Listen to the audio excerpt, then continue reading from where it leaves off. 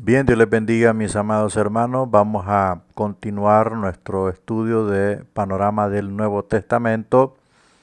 Hoy nos toca hablar cartas acerca del futuro. Primera y segunda carta a los tesalonicenses. Bien, vamos a irnos a las diapositivas para que miremos cómo estamos aquí con las cartas del futuro. Bien, vamos a hacer una oración para que podamos dar inicio a este estudio de estas cartas. Padre, te adoramos en esta mañana, bendecimos y exaltamos tu nombre por lo grandioso que eres tú para con todos nosotros. Ponemos en tus manos, Señor, esta clase de este día, Señor, de esta mañana. En el nombre de Jesús pedimos tu dirección, tu iluminación, tu sabiduría, tu inspiración, por el poder de tu Santo Espíritu, Señor, lo imploramos y lo rogamos, Padre, en el nombre de Jesús. Amén y amén. Bueno, las cartas acerca del futuro, vamos a ver la primera carta a los tesalonicenses. El contexto histórico, las cartas de Pablo pueden dividirse en 4 grupos. Bueno, hemos estudiado las 4 cartas que se refieren a la salvación, vimos las 4 escritas en la prisión y ahora estamos viendo primera y segunda de Tesalonicenses que tratan acerca del futuro. A veces se le llama epístolas escatológicas. La palabra escatología viene de 2 palabras griegas, escatos, que significa último, y logos, que significa palabra. Entonces, escatología es un estudio sobre los últimos acontecimientos. En primera y segunda de Tesalonicenses, Pablo escribió mucho sobre la escatología y el tema de estas 2 cartas es la segunda venida de Cristo.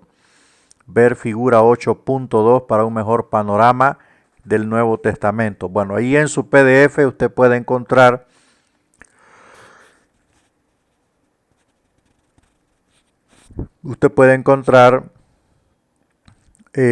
esas 2 cartas, están en las páginas de la página 114 a la 122.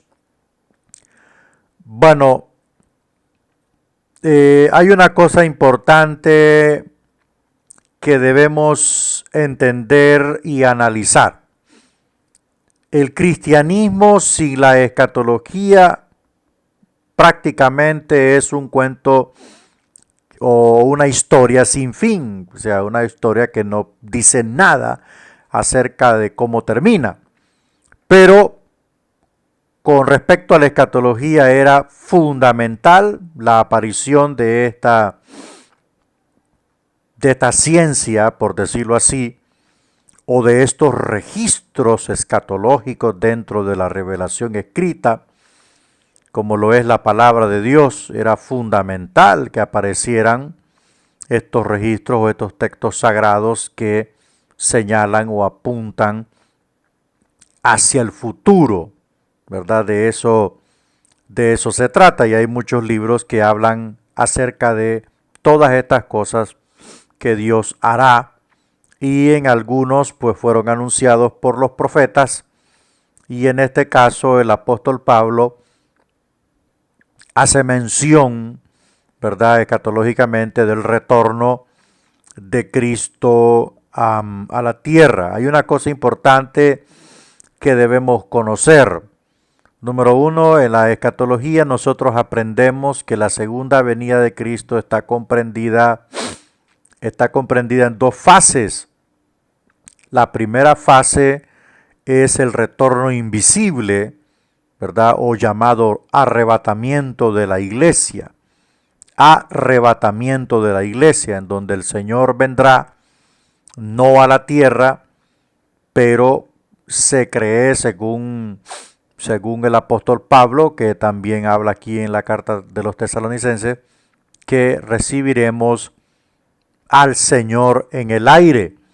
Entonces eso puede decir o puede indicar que puede ser en el espacio exterior o en el segundo cielo. Bueno, todo puede suceder, pero una cosa sí tenemos que tener claro, que el arrebatamiento de la iglesia es la primera fase de la segunda venida de Cristo a la tierra, que en esa primera fase solo viene por los cristianos. Él viene a sacar la iglesia del mundo, porque el programa de Dios con la iglesia termina con el arrebatamiento. Eso es una cosa importante de entender.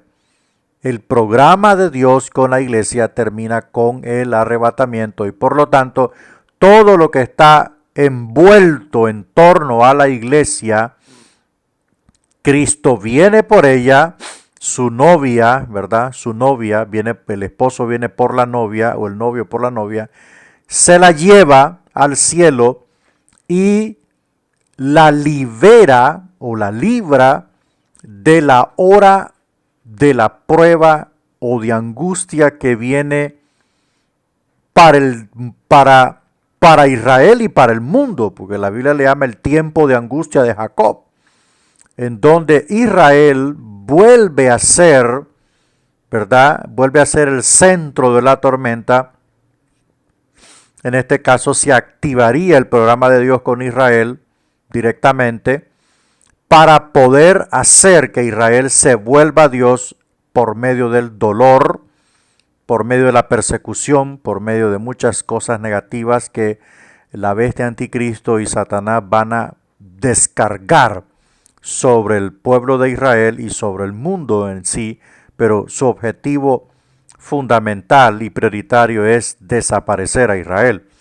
Entonces, todo lo que concierne a la iglesia, los muertos en Cristo, desde Esteban, por decirlo así, los muertos en Cristo, todos los apóstoles que fallecieron, todos los primeros discípulos israelitas que fallecieron desde que Cristo empezó a predicar, se van a levantar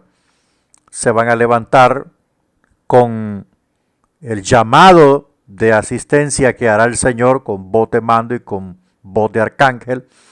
Entonces, esa fase se cumple allí y el Señor se lleva a la iglesia, la viva y la que esté muerta, se la lleva el Señor, los resucita para celebrar dos eventos extraordinarios en el cielo, como uno de ellos es el tribunal de Cristo y el segundo de ellos es las bodas del Cordero.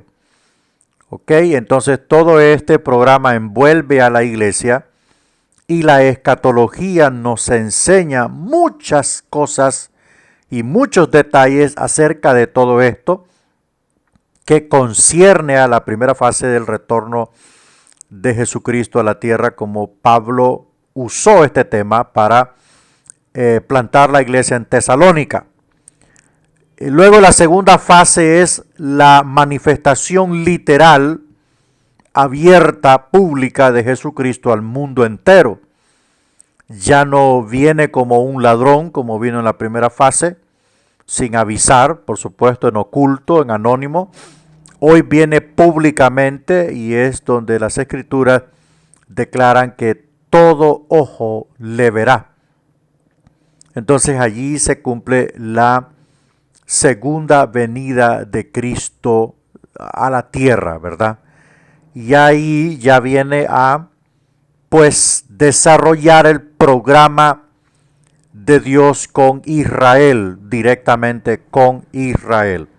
Bueno, todos estos temas concernientes a la escatología los vamos a ver, por supuesto, en tercer año de este instituto, cuando miremos introducción a la escatología bíblica. Y por cierto, pues vamos a ver muchísimas cosas importantes. Pero lo que sí le quiero decir es que es fundamental estudiar la escatología bíblica.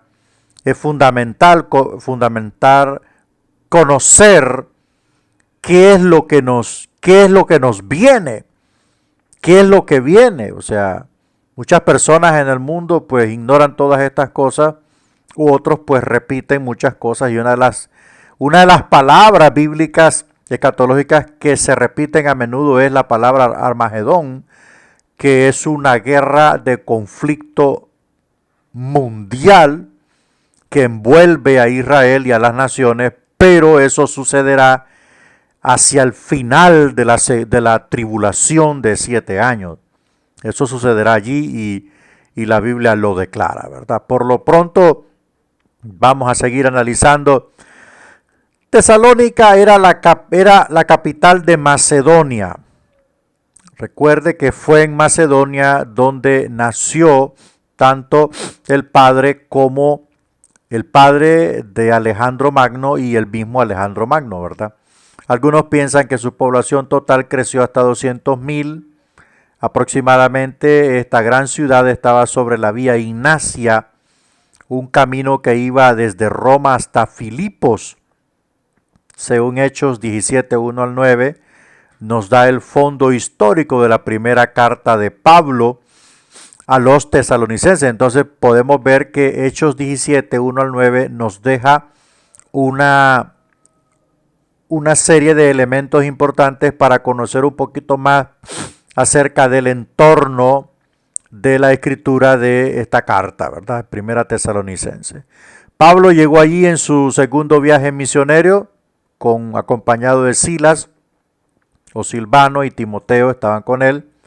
Las cosas andaban bien para estos misioneros hasta que algunos de los judíos se pusieron celosos y enojados con grandes gritos. Acusaron a Pablo y sus amigos. Todos estos contravienen de los decretos de César, dijeron, diciendo que hay otro rey Jesús. Estos judíos amargados forzaron a Pablo y sus amigos a salir de Tesalónica.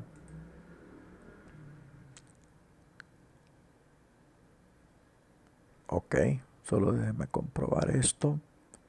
A salir de Tesalónica. Bueno, siempre la oposición va a existir. Para que haya reino de Dios, tiene que haber oposición. Eso no le quepa la menor duda. Nosotros siempre nos vamos a encontrar con la oposición. Veamos un poco del contexto histórico. Pablo viajó desde Tesalónica a Atenas y siguió a Corinto. Después de salir de Tesalónica, los judíos persiguieron a los creyentes allí. Luego Pablo envió a Timoteo para ver cómo estaban ellos. Este volvió con buenas noticias para Pablo sobre los creyentes tesalonicenses. Timoteo los elogió por su fe y amor. Pablo quería volver a ellos, pero no podía, así que les escribió una carta desde Corinto para animarlos. Bueno, ese es un poco del contexto histórico. Ahí veamos las explicaciones del bosquejo. Pablo da gracias para animar a los tesalonicenses. Primera Tesalonicenses comienza con los nombres de Pablo, Silvano y Timoteo. Pablo escribió como un amigo y consejero espiritual. Los creyentes tesalonicenses eran sus hijos espirituales y tuvieron muchos problemas y pruebas, por lo que estaban desanimados. Era difícil para ellos entender por qué sufrían. Pablo escribió para darles ánimo y alentarles con elogios. Nunca usó palabras lisonjeras, sino que usó alabanzas. La alabanza, al contrario de la lisonja, es sincera. Lo que Pablo dijo sobre ellos era la verdad y lo hizo para animarlos. Todos nos sentimos mejor cuando la gente con sinceridad habla bien sobre nosotros. Los elogios ponen de manifiesto lo mejor de nosotros y nos animan igual que si fuera una sonrisa. Bueno, aquí hay una cosa importante a través de los escritos de Pablo. No sé si usted se ha dado cuenta, pero yo sí me he dado cuenta que Pablo en todos sus escritos o en todo su desarrollo o labor que hizo para el Señor con las iglesias que él fundó, casi nunca se se manifestó como un pastor, sino que lo hizo como un padre espiritual. O sea, siempre hubo ese trato de parte del apóstol hacia sus hermanos en Cristo como un padre espiritual. Y es que un padre espiritual ya tiene mucha diferencia de un pastor.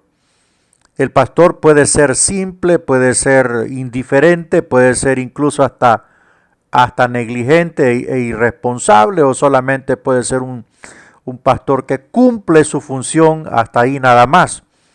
Pero el padre espiritual es un sentimiento más profundo. O sea, un padre espiritual es una persona que suple las necesidades de su hijo espiritual, que sufre lo que él sufre, llora lo que él llora, ¿verdad? Celebra lo que él celebra, da cobertura, da paternidad. O sea, eso es algo importante de entender, la paternidad espiritual de Pablo no solo sobre Tito y Timoteo, sino sobre todos aquellos hermanos a los cuales él fundó durante sus viajes misioneros. O sea, dedicarse, la evidencia clara son las 3 epístolas que él escribió. Un padre espiritual preocupado por sus hijos espirituales, estuvo al tanto de todo, envió a Timoteo para ver cómo estaban. O sea, un pastor cumple su función, ¿verdad? Por eso es que Jesús le preguntó 3 veces a Pedro si lo amaba, ¿verdad? Porque no solamente era apacentar, era más grande que apacentar. Era ser un padre espiritual, ¿ok? Era ser un padre espiritual que se gozara por el crecimiento de sus hijos espirituales. Y nosotros muchas veces hemos sido víctimas del celo, del celo egoísta de un pastor, ¿verdad? Que porque ven en nosotros algunas habilidades o algunas cosas que Dios nos ha dado, ya sienten un celo egoísta y no se gozan del crecimiento espiritual de sus hijos o de sus ovejas, sino que simplemente se molestan porque ellos quieren ser el centro de todo y quieren llevarse el crédito de todo. Un padre espiritual se goza del éxito de sus hijos y nunca se atribuye todo el elogio o todo el aplauso. Siempre dice, lo hicimos en grupo, lo hicimos en equipo. Esa era la diferencia.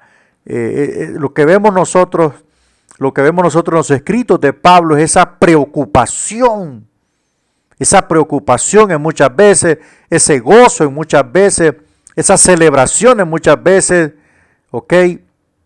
Y el enojo también muchas veces lo vemos como el de un padre espiritual. Bueno, puedo decir que hay muchos pastores que les da miedo hablar de este tema. Hay muchos concilios, misiones cristianas, denominaciones que les dan miedo hablar de este tema de paternidad espiritual porque lo sujetan a movimientos como apóstoles, profetas, etcétera, etcétera, que no son de la misma línea de ellos. El asunto está que esto no pertenece a ningún movimiento, esto está en la Biblia. Esto está en la Biblia, hay paternidad espiritual en la Biblia. Hay cualquier cantidad de ejemplos de paternidad espiritual en la Biblia. Una de ellas, Elías con Eliseo. Padre mío, le dijo. Amén. O sea, vemos a Moisés con Josué. Vemos mucha paternidad espiritual en la Biblia. Y como ya dije, no pertenece a ninguna visión, a ninguna doctrina. Esto está allí. El que quiera tomar lo que lo toma y el que no, que lo deje pasar. Pero una cosa es importante y esto es claro. No es lo mismo un padre espiritual que un pastor. No es lo mismo. No es lo mismo. Qué maravilloso es cuando nuestro pastor nos dice, hijo. Eso es más grande, eso es más grande. Yo prefiero que me digan hijo y no que me digan pastor. Porque esas cosas ya están dadas. Pero cuando alguien te dice Cuando tu padre espiritual te dice, hijo, ¿cómo estás? Es un sentimiento que va más allá de una alianza ministerial o de un acuerdo ministerial. Yo no sé si usted lo va a tomar o yo no sé si usted lo va a despreciar esto. El que lo tome, bienaventurado, y el que no lo tome, pues también es un pensamiento personal. Pero la cosa es clara. Yo prefiero ser un padre espiritual y no un pastor. Porque el padre corrige con autoridad. Porque el padre da. El padre da muchas cosas. Da amor, da rigor, da cobertura, da abrigo, da alimento, da consuelo, da consejería, da fortaleza. Su nombre, el nombre que Dios le ha dado, vale, lo ha hecho valer. El Padre da testimonio. El Padre da ejemplo. Y todas esas cosas hacen que el Hijo espiritual adopte la naturaleza de su Padre espiritual. Porque ve en su Padre espiritual lo que de repente no vio con su padre carnal. Y ahí me perdona, pero a veces nos ha tocado ser padres espirituales, hacer el trabajo de los padres carnales. Padres, estoy hablando de hombres, no de mujeres, estoy hablando de hombres que no cumplieron su función, con esos hijos, que llegaron a nosotros golpeados por el pecado, golpeados por la sociedad, maltratados por el diablo, heridos, masacrados por la discriminación, por el menosprecio, por la humillación. Y nos ha tocado ser ese padre que no fueron estos individuos, por no decir otra cosa, que no cumplieron su función. Porque padre no es el que pega hijos, no es el que engendra, es el que los cría, es el que los restaura, es el que les enseña, es el que los corrige, es el que les da amor, es el que les da valor, que los valora. Ese es un padre espiritual. Y muchos aman al padre espiritual. Hay buenos pastores, no puedo negarlo. Pero hay una cosa que los buenos pastores a veces no hacen, y es manifestar su amor de padres espirituales. Les da miedo decir, hijo, ¿cómo está? ¿Ah? ¿Por qué no lo sacan? ¿Por qué no lo dicen? ¿Cuál es el miedo? Si Dios les ha puesto hijos espirituales buenos en sus manos, les da miedo decir, tengo hijos espirituales en tal lado. Esto no es para todos. Esto tiene que ser una revelación de lo alto, para que surja del corazón y no del concepto. Y esto es lo que yo veo en los escritos de Pablo. Cada vez que leo a Pablo, encuentro su paternidad espiritual, que era algo de Dios. Eso hace la diferencia con aquel obrero que dijo el Señor que solo hacía lo que Dios le decía. Con aquel siervo inútil que solo hacía bueno, tú me dijiste que caminara 2 kilómetros caminé y aquí me siento. Pablo elogió a los tesalonicenses por varias cosas. 1, le dio gracias a Dios por el fruto de su fe, esperanza y amor. Esta fue una manera indirecta de elogiarlos. O sea, yo no entiendo. Ya solo recuerdo que me convertí en septiembre de 1994. Creo que son 28 años. Sí, por ahí ando, 28 años de ser cristiano.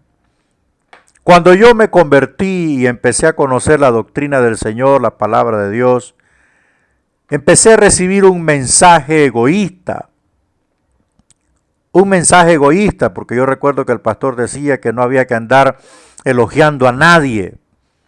No había que andar aplaudiéndole a nadie, que el que hiciera algo para el Señor que se quedara así y que nadie le dijese ningún elogio porque se podía arruinar su fe. Eso era lo más tonto que yo, ahora que yo entiendo y que he madurado y que he leído mucha Biblia, ahora entiendo que eso fue lo más tonto que pude haber recibido y créame que hasta me da como vergüenza de haber escuchado todo ese sermón y esas serie de temáticas que solamente eran egocentristas, porque de igual manera, si alguien no puede recibir elogios porque haga algo bueno para Dios, tampoco el pastor. O sea, si vamos a cortar una cosa, cortémosla toda. Porque si nos va a arruinar la fe, entonces que nadie nos elogie. Yo pregunto, ¿por qué el hombre es tan injusto? ¿Por qué no se le puede decir a alguien, hermano, hizo un buen trabajo, yo lo felicito, hermano? Porque con esa misma libertad de elogiar a un hermano porque hizo algo bueno, también tengo la libertad de corregirlo cuando hace algo malo. Ahí es donde está lo malo, por supuesto. Que solo elogiar a las personas cuando hacen lo bueno, pero cuando pecan, cuando fallan, cuando erran, también hay que corregirlos. Entonces Pablo nos demuestra y le dice a los tesalonicenses, los elogia. Una de las cosas importantes que nosotros debemos entender en el liderazgo, en el tema de dirigir a otros, es la palabra incentivo. La palabra, el incentivo es el combustible de un líder. El incentivo es el combustible de una oveja. Si yo tengo una oveja o un líder que trabaja muy fuerte al lado mío, que yo deposito trabajo encima de esa oveja, yo tengo que esforzarme por incentivarlo. Yo tengo que esforzarme por motivarlo. No es que estoy arruinando su fe. No es que le estoy dando a entender que se cree el mejor de los hermanos. No es eso. Porque las cosas cuando se hacen con un buen sentimiento, cuando las cosas se hacen con temor de Dios, todo tiene que salir bien. Yo cuando elogio a un líder y le digo, hermano, lo hizo bien, también le digo, hermano, no se me vaya a subir, porque si se me sube lo bajo. Lo bajo a la tierra de nuevo. Es que las cosas hay que hablarlas claras, pero no hay que llenar esto de un mensaje negativo, de un mensaje egoísta, de un mensaje nocivo. Y la gente se forma en el Señor con este concepto de que yo no puedo recibir ningún elogio, ningún aplauso, ninguna palmada en la espalda. ¿Por qué? Porque me voy a arruinar, porque eso no es de Dios, porque eso es carnudo, eso es alimentar la carne. El que tiene los pies puestos en la tierra le da lo mismo que le aplaudan o que le trompeen la cara. Le da lo mismo que le critiquen, le da lo mismo que le aplaudan, le da lo mismo que le digan lo más bonito y le da lo mismo que no le digan nada de él porque tiene sus pies puestos en la tierra. Ahora, el que anda buscando vanagloria, vanidades y el que anda buscando el aplauso de los hombres, sí se va a arruinar. Ese es evidente que se va a arruinar, pero ya todo el mundo lo va a conocer. A pesar del sufrimiento severo, ellos siguieron el ejemplo de Pablo y del Señor. Llegaron a ser modelos para todos los creyentes de Macedonia y Acaya. Su testimonio se esparció por todos lados. Dejaron los ídolos para servir al Dios vivo. Todos estos versículos yo quiero que usted los analicen. Cuando usted esté recibiendo la clase, agarre su Biblia, detenga la clase un momento, ¿ok? Voy a ver este texto, ¿qué dice? Para que usted vaya comprendiendo al 100% la clase. Si usted no ve la cita bíblica, ese ya es problema suyo. Pero yo le recomiendo que vea toda la cita bíblica. Porque muchas veces predicamos la palabra de Dios y no entendemos ni lo que estamos leyendo. Pero cuando estamos leyendo y entendiendo qué es lo que trata de decir el texto, ahí le servimos mejor al Señor y a los hermanos. Bueno, aquí hay unos pasajes bíblicos, no sé qué figura es esta, creo que usted sí ha de saber porque usted tiene el manual, pero aquí hay unos pasajes bíblicos importantes que hacen referencia a la segunda venida de Cristo en primera carta a los tesalonicenses. En el capítulo 1, versículo 10 dice, y esperar de los cielos a su Hijo. Capítulo 2, 19 al 20 dice, delante de nuestro Señor Jesucristo en su venida, vosotros sois nuestra gloria y gozo. Capítulo 3, verso 13, para que sean afirmados vuestros corazones irreprensibles en santidad delante de nuestro Padre en la venida de nuestro Señor Jesucristo con todos sus santos. Con todos sus santos. La palabra santos no está hablando de los ángeles. La palabra santos está hablando de aquellos que fueron santificados. Esta es una palabra que está en boca de Pablo en todos sus escritos. A los santos que están en Galacia, a los santos que están en Corinto, a los santos que están en Tesalónica. Está diciendo que Cristo vendrá con la iglesia que 7 años antes raptó en su segunda venida literal. Capítulo 4, versículo 14 al 18, traerá Dios con Jesús a los que durmieron en él. Esta es otra palabra que conocemos por boca del apóstol Pablo en torno a la muerte de los cristianos. Ojo, a la muerte de los cristianos. Pablo le llama un sueño, dormir. Nosotros que vivimos, que habremos quedado hasta la venida del Señor, no precederemos, o sea, no seremos primeros a los que durmieron, porque el Señor mismo descenderá del cielo, el Señor mismo, porque el Señor mismo descenderá del cielo.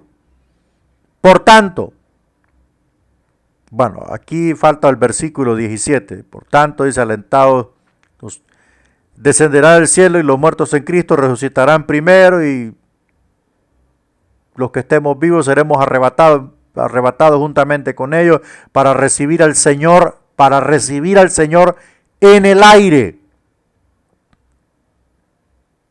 Bueno, capítulo 5, versículo 23, todo vuestro ser, espíritu, alma y cuerpo sea guardado irreprensible para la venida de nuestro Señor Jesucristo. Todo vuestro ser, espíritu, alma y cuerpo. O sea, las tres partes, pues no es como la gente que dice, no, Dios solo quiere el corazón. Y mientras tanto el creyente va a andar en las discotecas, va a andar en las ferias patronales, va a andar tomando, va a andar fornicando, va a andar de tunante, mujer tras mujer, novia tras novia, porque hay hermanos jóvenes que hasta 6 novias tienen.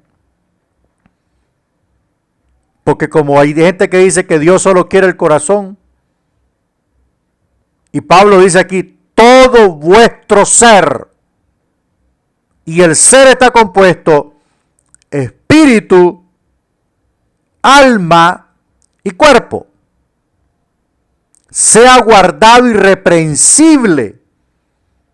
O sea, cuida tu vida en las tres áreas: alma, espíritu y cuerpo. Alma, espíritu y cuerpo. Irreprensible, o sea, algo que no tiene que corregir, pues. Algo que no tiene nada que cuestionarle. Para la venida de nuestro Señor Jesucristo. Esto es al arrebatamiento de la iglesia. Esto es al arrebatamiento de la iglesia. Pastor, y aquellos que odian a su hermano, pues te vas a quedar. Pastor, y aquellos que les gusta robar, se va a quedar. Pastor, y aquellos que les gusta mentir, te vas a quedar. Pastor, y aquellos que tienen una doble vida, en la iglesia son una cosa y en el trabajo son otra cosa, se va a quedar.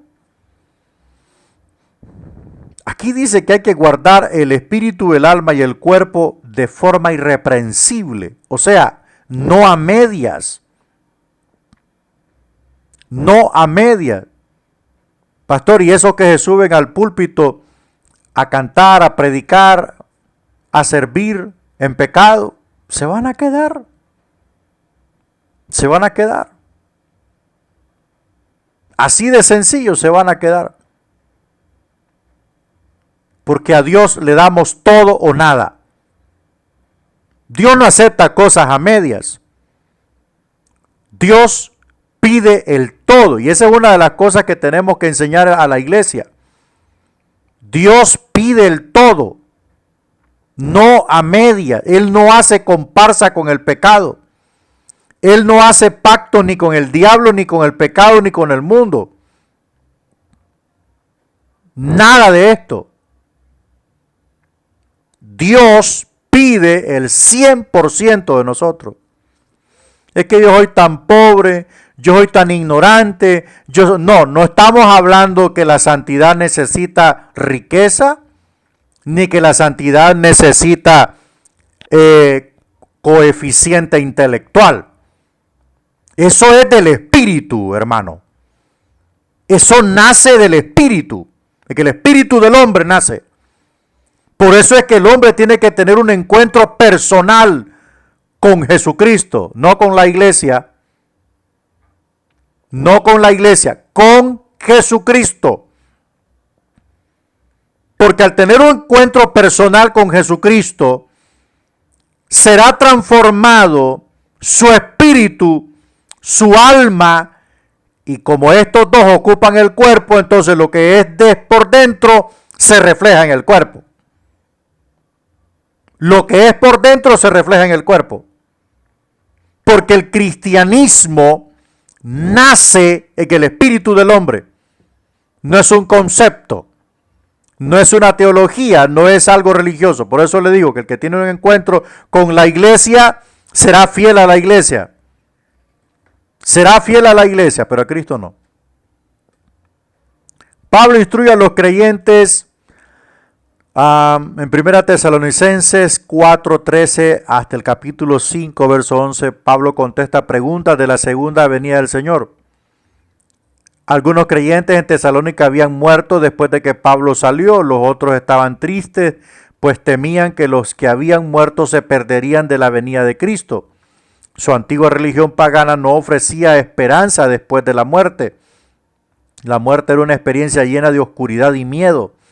Los creyentes preguntaron, ¿veremos de nuevo a nuestros amados que han muerto? Sí, escribió Pablo en Tesalonicenses, ya lo dijimos. El arrebatamiento se refiere al evento en que todos los creyentes se levantarán para encontrarse con el Señor en el aire. Gloria a Dios. Su venida es un gran estímulo para los creyentes. En 1 Tesalonicenses 5, Pablo deja de darles consuelo para hacerles advertencias. Bueno, hay una cosa importante aquí que entender, amados hermanos. Bueno, mire, el hecho de que Pablo usara el tema de la segunda venida para plantar la iglesia de Tesalónica era para él un hecho inminente. Era para Pablo un hecho inminente. O sea, Pablo sentía que todo lo que estaba aconteciendo era el cumplimiento de las palabras de Jesucristo en torno a su regreso. Por eso utilizó este tema y claro, al hablarles tanto de este tema, porque era algo nuevo, era algo extraordinario escuchar para ellos, entonces ellos se formaron la idea de que el arrebatamiento se acercaba. Usted había escuchado aquella palabra que dice el que no trabaja que tampoco coma. Pues muchos tesalonicenses irresponsables dijeron, bueno, el Señor ya viene, no vamos a trabajar, no vamos a proveer, no vamos a hacer nada porque Él ya viene, lo vamos a esperar. Entonces Pablo dice, bueno, si tú no trabajas, entonces no vas a comer. No se trataba de eso. Se trataba de estar a la expectativa, velando en el espíritu. Velando en el espíritu y velando en la carne. O sea, manteniéndose alerta de no pecar, de no contaminarse con nada. Y si el rapto ocurría, pues usted no lo iba a ver ni lo iba a detener. Simple y sencillamente se iba a ir. Pero ellos dijeron, no vamos a trabajar, vamos a estar en casa esperando el rapto. Y Pablo les dijo, no hombre, vayan a trabajar mejor porque si no, no van a comer. Había muchas personas con esta suspicacia. Otros estaban preocupados porque muchos hermanos habían muerto. Y decían, ¿qué pasó? ¿Qué pasó con esto? ¿Qué va a suceder? ¿Qué sucede después de la muerte? Uno de los efectos que alimentaron que el cristianismo creciera, puedo decirle, hacia el año 300 creció mucho, hacia el año 200 creció mucho el cristianismo, es que estas religiones ya no ofrecían nada. Ya no ofrecían nada. Estaban llegando al punto de apagarse, off. Y el cristianismo tenía un rodaje envolvente. Habían milagros, habían sanidades por parte de los hermanos. La gente siempre tenía una sonrisa en la cara. Los hogares cristianos, wow, era otro rollo. Y los paganos eran mediocres, eran amargados, eran frustrados. Y ese paganismo ya no daba más nada. Entonces, por eso el cristianismo creció mucho hacia el año 300.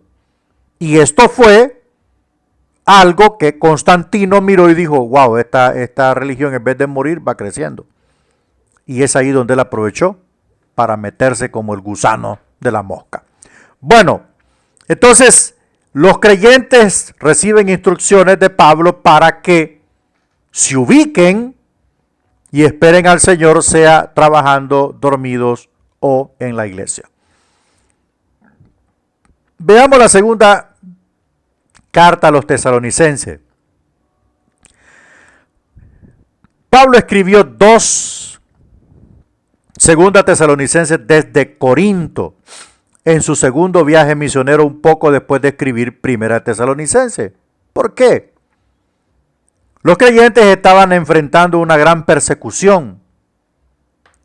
Recuerde que cuando una iglesia agrada a Dios, cuando un creyente agrada a Dios, tendrá que ser perseguido, tendrá que tener hostigamiento, tendrá que tener pruebas, dificultades. Esto hizo que todo su ser se enfocara en el regreso inmediato de Cristo. Por eso le digo yo que para el apóstol Pablo el retorno del Señor estaba cerca. Algunos dejaron de trabajar. Ellos solamente se sentaban a mirar las nubes esperando el regreso del Señor Jesucristo. Bueno, eso ha de haber sido algo extraordinario. Recibir esto por primera vez. Escuche bien. Pongámonos en los pies de los hermanitos en ese momento. No es que fue algo ocioso, sino que recibir esto por primera vez. El Señor ya viene y vendrá de las nubes. Pues yo creo que muchos de nosotros nos hubiéramos puesto a esperar, partiendo de que era la primera vez que escuchábamos esta predicación. Y el Señor ya venía. Entonces muchos dejaron de trabajar y se acostaron a ver las nubes, a ver a qué horas aparecía el Señor. Bueno, cualquiera de nosotros hubiera hecho lo mismo. También hubo alguien que afirmó tener una profecía, un informe, una carta de Pablo. Eso está en 2 Tesalonicenses 2, 1 al 2, 3, verso 17. Este mensaje falso afirmaba que Pablo había dicho que Jesús ya había regresado.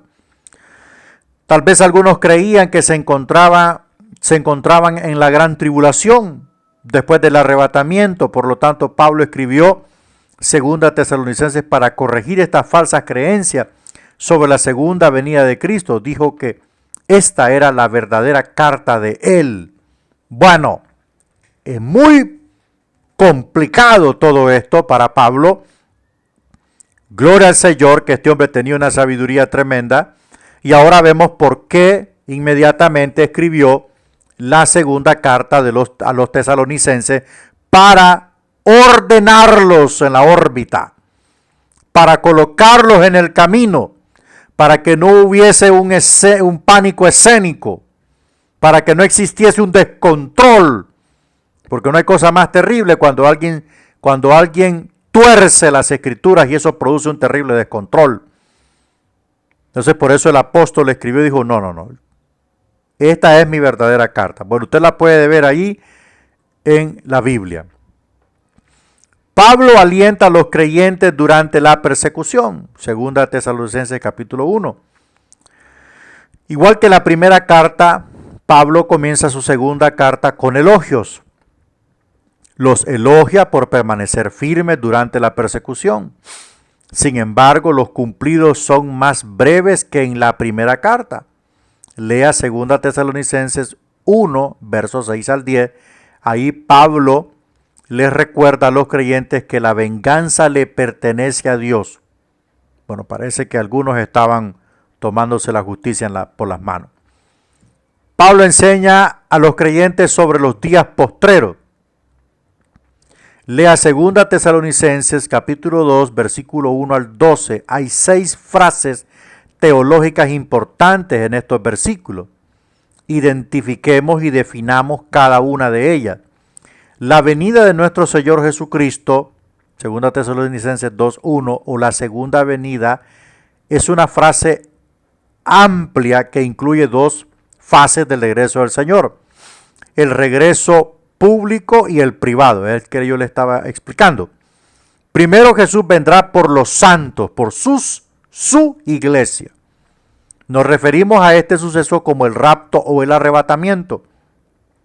Esta es una fase oculta o privada de su venida. En el arrebatamiento solo los santos lo verán. 2 estarán en una cama, uno será tomado y el otro será dejado. ¿Dejado para qué? Para los 7 años de tribulación durante el reinado de la bestia anticristo. Entonces hay que tener mucho cuidado con esto.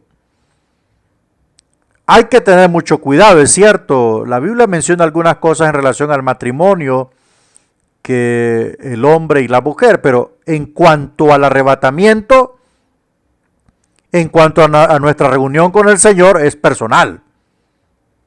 Es personal, hermano. No quiere decir que porque su esposo sea pastor, la hermana va a vivir como quiere. No, se va a quedar. Eso es simple y sencillo, se va a quedar. Entonces, si uno será tomado y el otro será dejado, está diciendo muchas cosas. Está diciendo que la salvación y nuestra reunión con Cristo es personal. Por tanto, tiene que pelear por su salvación, tiene que perseverar en ella, tiene que luchar por ella. Aunque sucedan muchas cosas trágicas, su salvación y la eternidad de su alma están en su mano. La segunda fase de la venida del Señor es con sus santos. Llamamos a esta fase la revelación pública de Cristo. Entonces todo ojo le verá, Judas 14, Apocalipsis 1:7.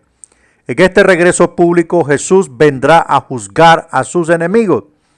Esto sucederá después de los 7 años de tribulación o la 70ª semana de Daniel.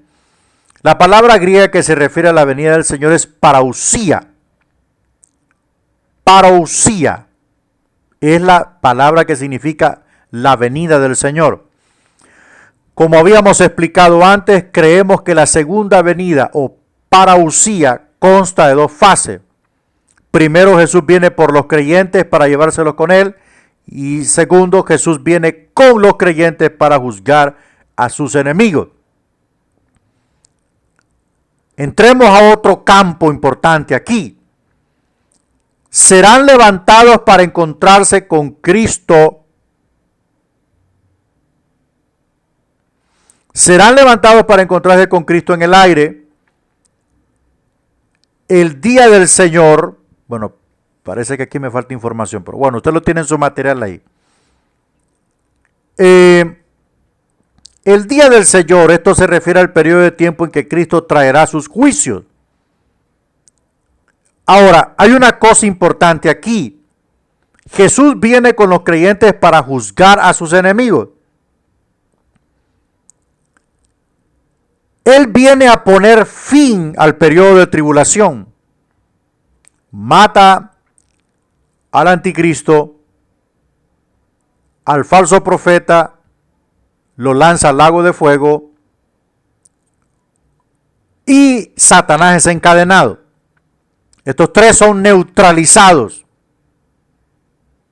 Dos de ellos, el anticristo y el falso profeta, son neutralizados para siempre. Satanás sería soltado 1000 años después para darle la estocada final. Pero ¿qué pasa con las naciones? Jesús viene a poner fin a la tribulación y le digo una cosa, no crea que el mundo va a ser un jardín de flores.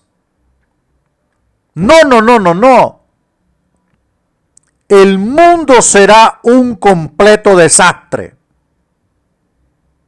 El mundo que Cristo va a encontrar en ese momento será una desgracia global. Porque habrán acontecido los juicios de los 7 sellos, los juicios de las 7 trompetas y los juicios de las 7 copas. Toda esta serie de juicios tendrán por propósito purgar el pecado de los hombres y su desprecio al Evangelio de Cristo. Haber derramado la sangre de los cristianos o de los mártires, de los cristianos y de los mártires, haber rechazado al Mesías, haber despreciado el Evangelio y por supuesto, golpear duramente el trono de la bestia. El mundo será un caos. Es posible que casi no hayan habitantes en el mundo, porque en la serie de 7 trompetas, desde el segundo o tercer sello, cuando se le da al jinete del caballo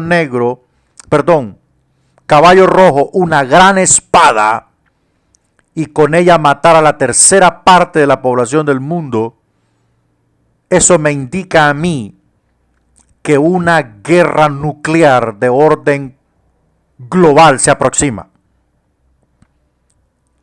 de los cuales morirá la tercera parte de la humanidad.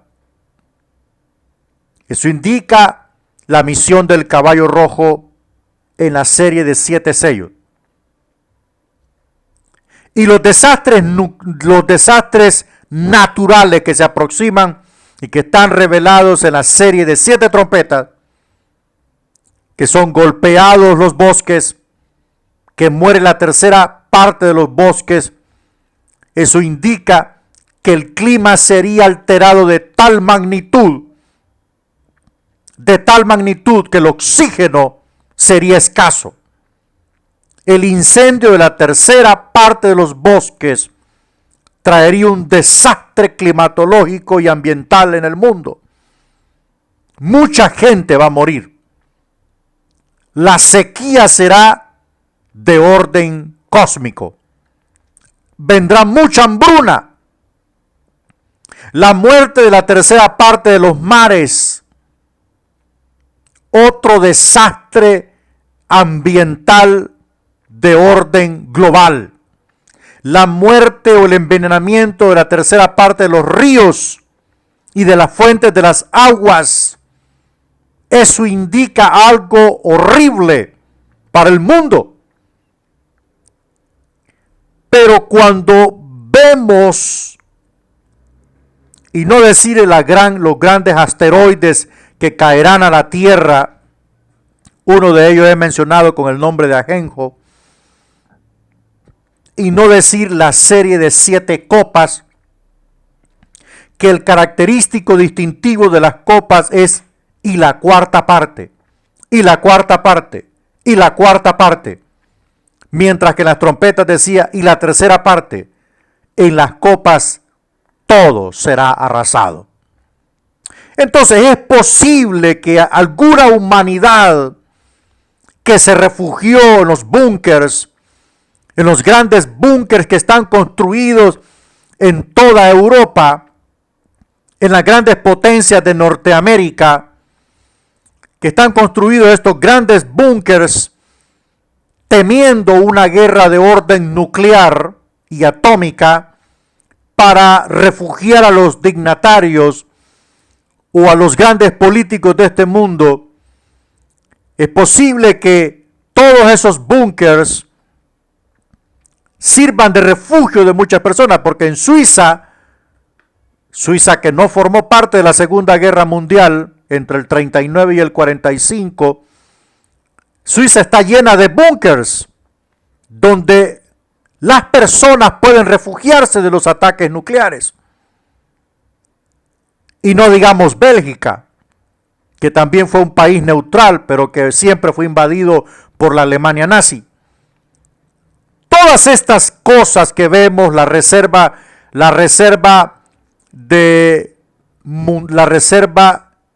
mundial de alimentos, de semillas que están en los países nórdicos, esas reservas son cámaras gigantes de frío, están frisados allí, mantienen las semillas, los invernaderos en un ambiente controlado por una posible guerra nuclear para poder producir la tierra mucho tiempo después.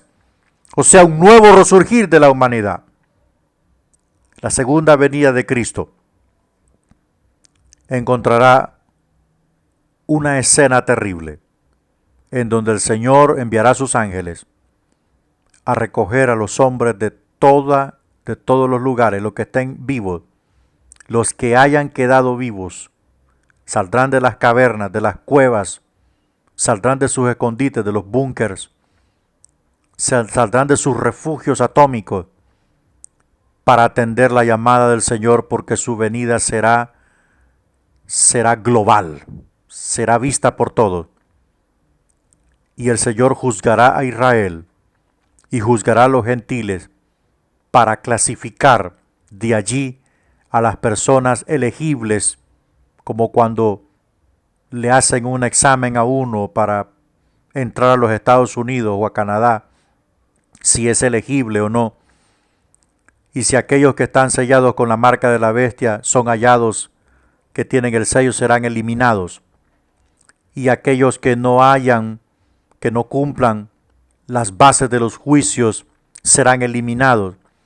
Y la gente buena será apartada, los elegibles serán apartados a la derecha y los no elegibles serán apartados a la izquierda. Y a los de la izquierda les dirá: apartados de mí, malditos, yo no los conozco. Échenlos a las tinieblas de afuera, y ahí será el lloro y el crujir de dientes. Ese lloro y el crujir de dientes es señal de tormento en el fuego eterno. Es señal de fuego, de martirio en el tormento eterno.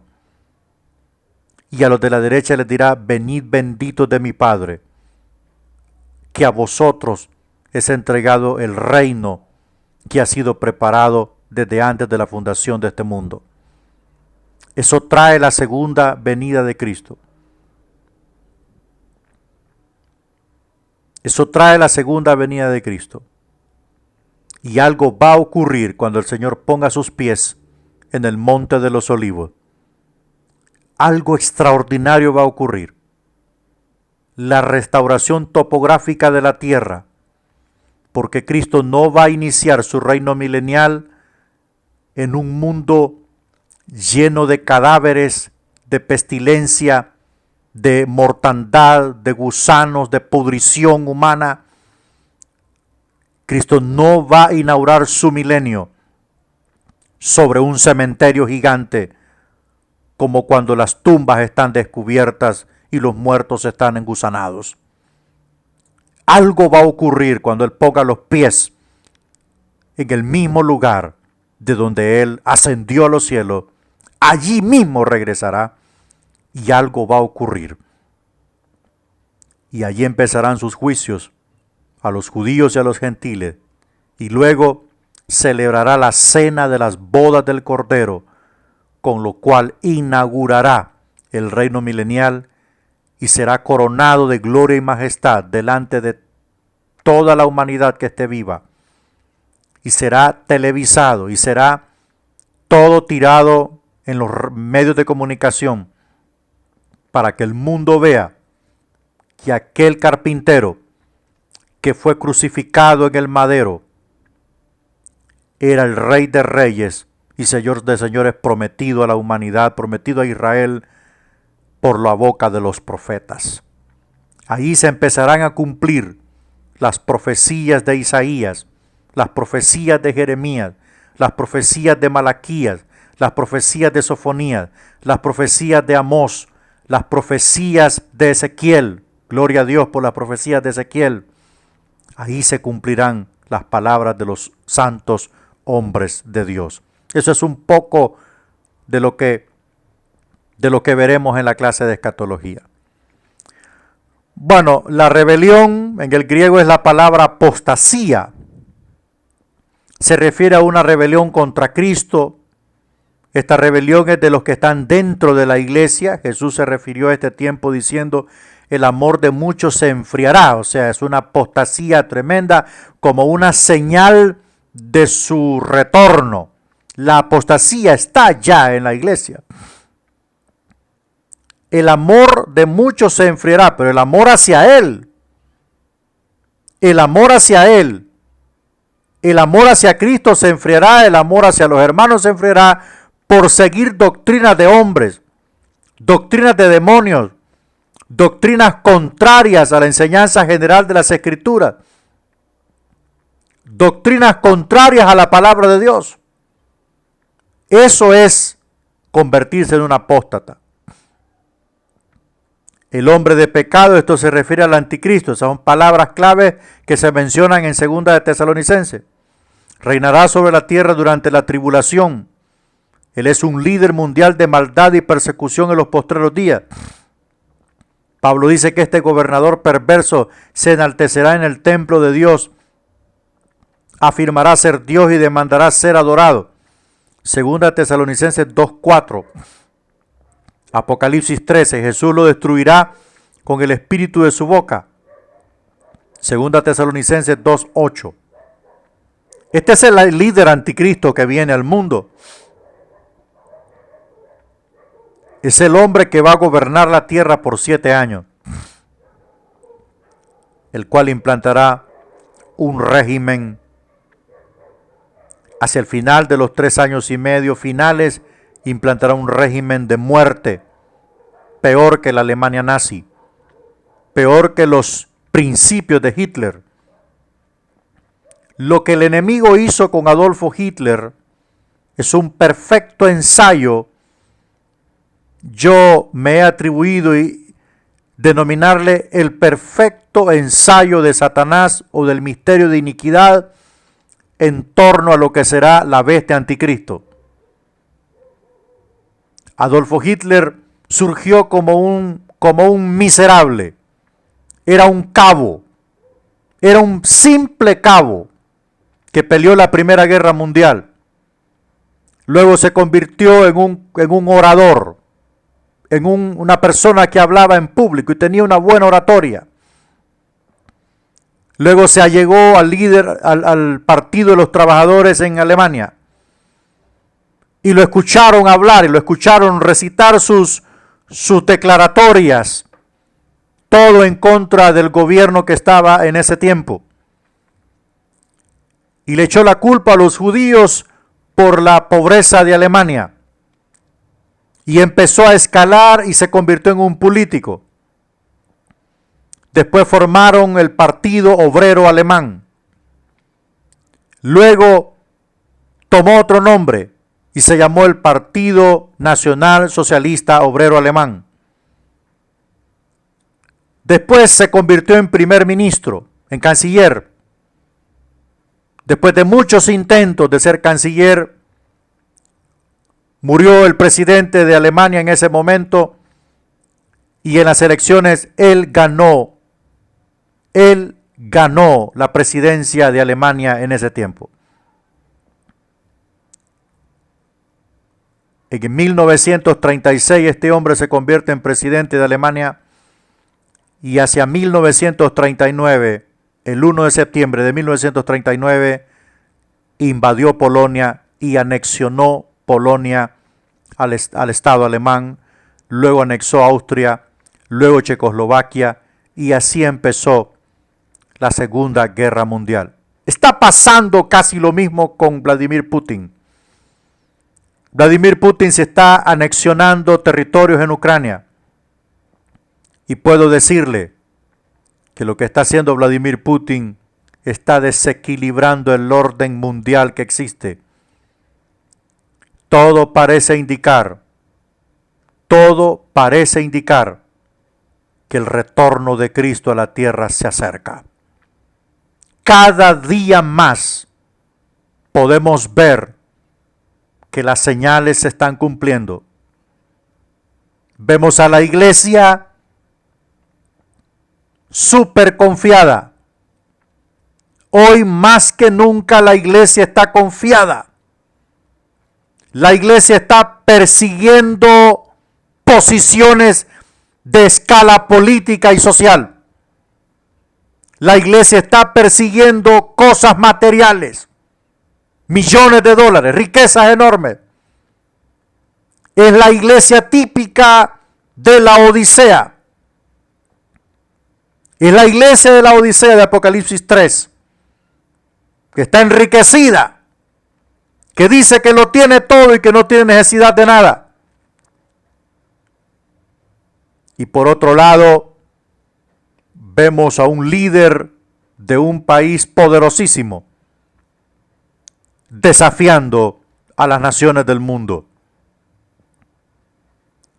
Vladimir Putin está a punto de alterar el orden mundial y de desatar una guerra o una tercera guerra mundial.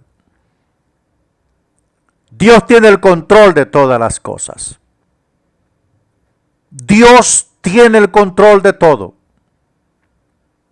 Porque si Ucrania hubiese sido parte de la OTAN, toda la OTAN, todos los aliados estuvieran en guerra con Rusia y estaríamos bajo la tercera guerra mundial. Que por supuesto esto, si llegara a ocurrir, el presidente ruso no dudaría en usar las armas nucleares que él tiene. Tiene aproximadamente 6,000 ojivas nucleares y no dudaría en usarlas. Yo le hago un llamado a los hermanos que están en los Estados Unidos de América. Oren mucho al Señor. Le hago un llamado a los cristianos que están en Estados Unidos de América. Oren mucho, porque si el día de mañana los rusos usan armas nucleares contra Ucrania, la OTAN va a responder. Y los rusos tienen misiles balísticos supersónicos que de donde sean enviados tardarán 15 a 20 minutos y estarán en Estados Unidos. Recuerde que este conflicto ya tiene años entre estas dos grandes potencias. A mí me da tristeza cuando veo las noticias porque el blanco perfecto de los rusos sería Washington. hago un llamado a los hermanos para que oren. No se confíen. No se confíen. Esto, tarde o temprano, se convertirá en el telón de la oscuridad que descendió hace años, hace 70 años en Europa. Volverá a descender, pero esta vez cataclismos cósmicos terribles se aproximan. Que Dios nos ayude.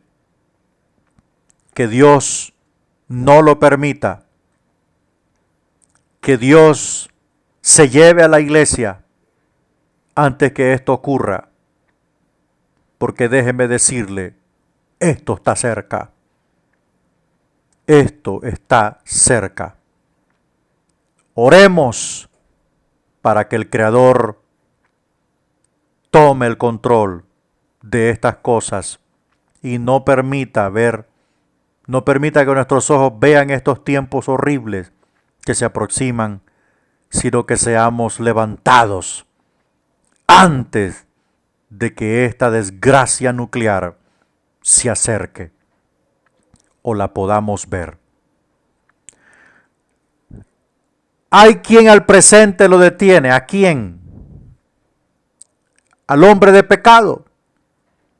Según 2 Tesalonicenses 2:7, el que detiene la iniquidad es el Espíritu Santo. Él obra mediante la iglesia. Cuando el Espíritu Santo deje de detener la maldad, esta cubrirá la tierra como una inundación. Muchos piensan que esto comenzará inmediatamente después del rapto. Entonces habrá muy poco que se oponga a la maldad. La influencia del Espíritu Santo a través de la iglesia es increíble. Él está ministrando al mundo a través de la iglesia. Y el misterio de iniquidad quiere controlar todos los sistemas. Quiere apoderarse de todo.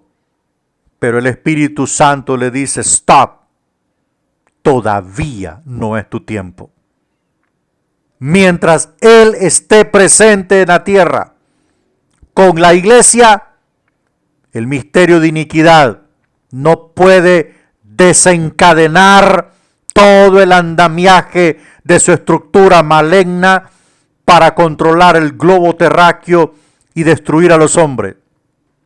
No puede. Pero esto sí, una vez ocurra el rapto de la iglesia, el Espíritu Santo no es que va a desaparecer, porque Él es omnipresente. Simple y sencillamente ya no lo va a detener porque la iglesia se habrá ido. Y eso daría paso al programa de Dios con Israel en este mundo. Programa que incluye la 70ª semana de Daniel. Recuerde que las 70 semanas proféticas fueron dadas a Israel por boca del profeta Daniel.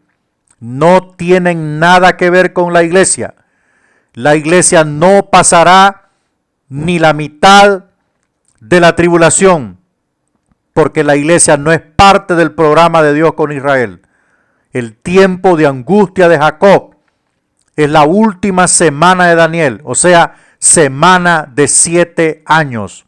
Semana de años. Y la última semana son 7 años. Esos 7 años son los 7 años de la gran tribulación que se aproxima al mundo, en donde Israel estará envuelto una vez más y el líder anticristo perseguirá a los judíos de una forma horrible. Eso lo reza Apocalipsis 12, creo. Sí, Apocalipsis 12 creo que dice eso. 12:7, donde el dragón abre su boca y toda el agua que sale de la boca del dragón persigue a los descendientes de la mujer que estaba parada sobre el sol, sentada sobre el sol y sobre la luna. Bueno, eso es un poco de escatología bíblica. Claro, por supuesto, nos vamos a dar mucho por hablar en el tercer año de nuestro instituto. Bueno, aquí terminamos la clase de hoy. Cualquier pregunta que usted tenga, por supuesto, usted me la puede hacer al WhatsApp. Me puede preguntar algo al WhatsApp, cualquier cosa que no entienda o cualquier cosa pues que escuchó de mí y no la entienda, pues usted me escribe, ¿verdad? Vamos a orar para darle gracias al Señor. Recuerde estar al día con sus mensualidades, recuerde estar al día con sus tareas, recuerde ser puntual con sus exámenes. Ya voy a subir la guía para el examen número 2 de Nuevo Testamento. Padre, te adoramos en esta mañana. Gracias por tu bendición, gracias por todas las cosas que tú nos permites hacer. Gracias por tu respaldo y por tu iluminación. Bendigo la vida de todos los alumnos. Bendigo la vida de mis hermanos que están en Estados Unidos. Yo te pido que guardes esa nación. Yo te pido que guardes a todos los cristianos que viven en los Estados Unidos de Norteamérica. Te ruego, Jehová Dios, líbranos, Padre, de una catástrofe mundial. Padre, en el poderoso nombre de Jesús, estamos en tus manos. Amén y amén. Que Dios lo bendiga en